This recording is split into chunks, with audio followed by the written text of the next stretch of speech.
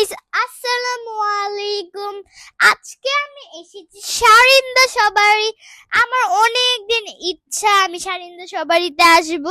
তারপর এসেই পড়লাম। এই তো আমি এখন শারিন্দা সবারিতে হাঁটছি, কি মজা লাগছে। এই খুশিতে আমি ঘুরানো দিয়ে দিলাম।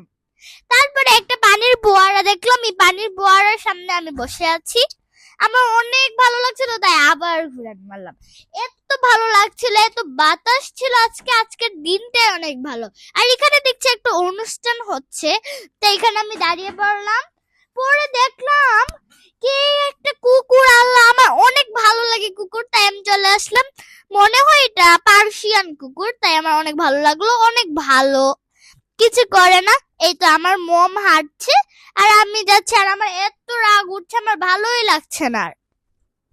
আর এই আঙ্কেলটা আমাদের ঘাসেই যেতে দিচ্ছে না, আমার এত রাগ উঠছে।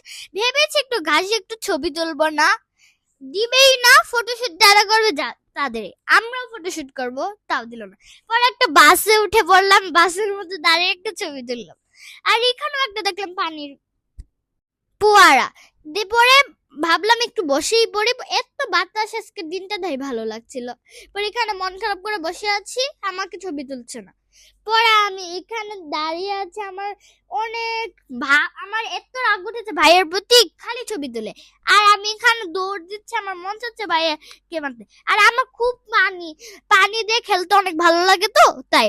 আর আমার ভাইয়া আর আমার মম ছবি তুলছে, এরকম করছে।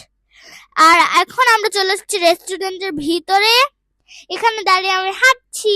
এই যে এখন রেস্টুরেন্টে ঢুকবো, এই তো লিফট এসে পড়েছে, এখন লিফটের 3 তলায় উঠবো আমি।